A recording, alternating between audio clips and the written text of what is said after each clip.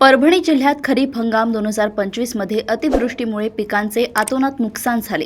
जिल्ह्यातील लाखो शेतकऱ्यांनी पीक विमा काढला होता, परंतु शेतकऱ्यांना अद्यापही पीक विम्याची रक्कम मिळाली नाही।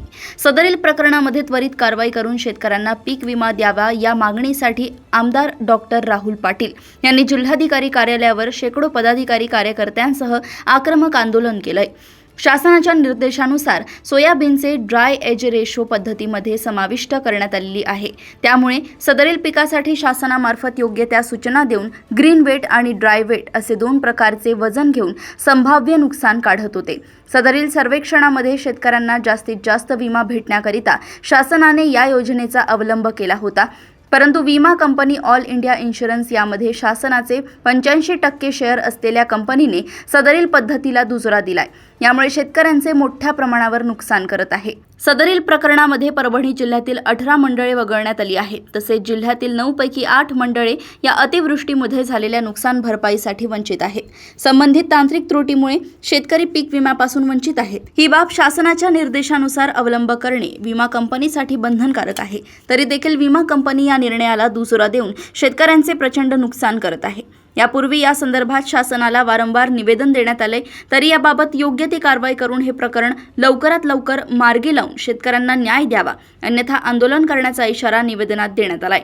निवेदनावर आमदार डॉक्टर राहुल पाटील, कल्याणराव रेंगे, महापौर सय्यद इक्बाल, रवींद्र धर्मे, डॉक्टर विवेक नावंदर, जिल्हा परिषद सदस्य पांडुरंग खिल्लारे, माजी जिल्हा परिषद सदस्य गणेश घाडगे, संजय घाडगे, डॉक्टर अनिल कांबळे, कृउबा संचालक अरविंद देशमुख, फेजुल्ला पठाण, नंदू अवचार, रवींद्र देशमुख, अनिल डहाळे यांच्यासह अनेक पदाधिकारी कार्यकर्त्यांच्या स्वाक्षऱ्या आहेत। परभणी जिल्ह्यातील जे काही महसूल मंडळ आहेत त्यापैकी 18 महसूल मंडळाला वगळण्यात आले। परभणी तालुक्यातील 9 महसूल मंडळ आहेत त्याचे 8 मंडळ वगळण्यात आले। याचं टेक्निकल कारण होतं, बऱ्याच दिवसापासून आम्ही विविध प्रकारचे आंदोलन करतोय, पण शासन अजिबात त्यामध्ये दखल देत नाही। म्हणून आज कलेक्टर ऑफिसला आम्ही लॉक लावण्यासाठी इथं आलो होतो। इथं धरणे आंदोलन केलं आणि या निमित्तानं जिल्हाधिकारी महोदयावर आमची चर्चा झालेली आहे। त्यामध्ये टेक्निकल कारण असं आहे की सोयाबीन यावेळेस अतिवृष्टी झाल्यामुळं सोयाबीनचं जे ड्राय वेट घेतलं जात होतं त्यामध्ये शासनाने परिपत्रक काढलं की त्यांचं ड्राय वेटही घ्या आणि त्यांचं ग्रीन वेटही घ्या। ग्रीन वेटमध्ये ओला असताना खाली ओला होता, ओला होता, म्हणून सोयाबीनचं 2 प्रकारचं वेट घ्यावं अशा प्रकारचं शासनानं निर्देशित केलं। तशा प्रकारचं नोटिफिकेशन शासनानं काढलं होतं। 11 तारखेला काढलं होतं 10व्या महिन्यात, त्यानंतर 3 तारखेला काढलं होतं, 9 तारखेला काढलं होतं। त्यानंतर आपल्या परभणीच्या प्रशासनानं तशा प्रकारचं 2दा वजन घेतलं। आता वास्तव पाहायला गेलं तर शासनाची जी कंपनी आहे ऑल इंडिया इन्शुरन्स कंपनी, शासनाचं त्यामध्ये 84% शेअर्स आहे आणि त्याच कंपनीनं परत ऑब्जेक्शन घेतलं की तुम्ही 2दा वेट कशाला घेतलं। आता 2दा वेट काय सरकारनं शेतकऱ्यांना घ्यायला सांगितलं का? सरकारनं 2दा वेट घेतलं, दोघांच्या वेटमध्ये खूप फरक आला, ओल्यामध्ये आणि वाळ्या ह्याच्यामध्ये, त्यामध्ये म्हणून त्याने ड्रायेज रेशो जो असतो सुकवणीचा प्रयोग ग्राह्य धरून आम्हाला विमा देण्यात यावं अशा प्रकारची आमची मागणी होती। आणि हे जे 2 प्रयोग करायला लावले होते, या 2 वेट घ्यायला लावले होते, शासनानंच घ्यायला लावले होते, आम्ही आता सिद्ध केलं।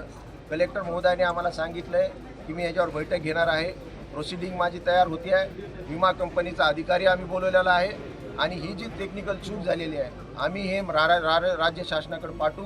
विमा कंपनीचा प्रतिनिधीसुद्धा आम्ही बोलून घेतलेला आहे, अशा प्रकारचं म्हणणं कलेक्टर महोदयांचं होतं। 15 दिवसामध्ये ही जी चूक विमा कंपनीची आहे ही चूक विमा कंपनीची दुरुस्त करण्याच्या संदर्भामध्ये आम्ही जिल्हा लेवलची कमिटी फॉर्म केलेली आहे। याचा प्रस्ताव आम्ही राज्य शासनाकडे पाठवू आणि राज्य शासनाकडनं परत विमा कंपनीला गेल्यानंतर विमा मिळेल अशा प्रकारचं आश्वासन आज कलेक्टर महोदय, जिल्हाधिकारी महोदयानं आम्हाला दिलेलं आहे। पण आमचा जे लॉक लावण्याचा कार्यक्रम होता तूर्त आम्ही स्थगित केलेला आहे। आम्ही जिल्हाधिकाऱ्यांना इशारा दिलेला आहे, प्रशासनाला इशारा दिला आहे की 15 दिवसामध्ये जर आम्हाला विमाला मिळाला नाही तर कृषी मंत्र्याला आम्ही महाराष्ट्रात फिरू देणार नाही आणि संपूर्ण परभणी जिल्ह्यामध्ये चक्काजाम आम्ही आंदोलन करू, कारण आमच्या हक्काचे पैसे आहेत, हक्काचे पैसे आम्हाला मिळालेच पाहिजे अशा प्रकारचा आजचं या आंदोलनाची रूपरेषा होती। परभणी जिल्ह्यामध्ये मागच्या वेळेस जे काही शेतकऱ्यांना विमा मिळाला नाही त्या संदर्भात काही सर्कलमध्ये मिळालं नाही, चुकीची आणेवारी दाखविल्यामुळं विमा मिळाला नाही, त्यासाठी माननीय या जिल्ह्याचे लाडके परभणीचे आमदार राहुल पाटील साहेब यांच्या नेतृत्वाखाली आज हे आंदोलन झालं. हे आंदोलन इथं थांबणार नाही. जोपर्यंत ह्या शेतकऱ्याला पीक विमा मिळणार नाही तोपर्यंत हे आंदोलन थांबणार नाही. जर पीक विमा नाही मिळाला ह्याच्यापेक्षा तीव्र आंदोलन करून शेतकऱ्याला जोपर्यंत पीक विमा भेटणार नाही तोपर्यंत हे आंदोलन थांबणार नाही. जिल्हाधिकारी साहेबांची आपण भेट घेतली, चर्चा केली. चर्चेमध्ये काही निर्णय निघाला, काही विषय? जिल्हाधिकारी साहेबांनी आमच्या शिष्टमंडळाला सांगितलं की आम्ही पॉझिटिव्ह इथून हे रिपोर्ट पाठवून देऊ आणि येणाऱ्या काळात लवकरात लवकर ह्या शेतकऱ्याच्या खात्यात पैसे पडतील असं जिल्हा अधिकाऱ्यांनी आश्वासित केलं आहे. परभणी येथून नजीब सिद्दीकी यांची रिपोर्ट.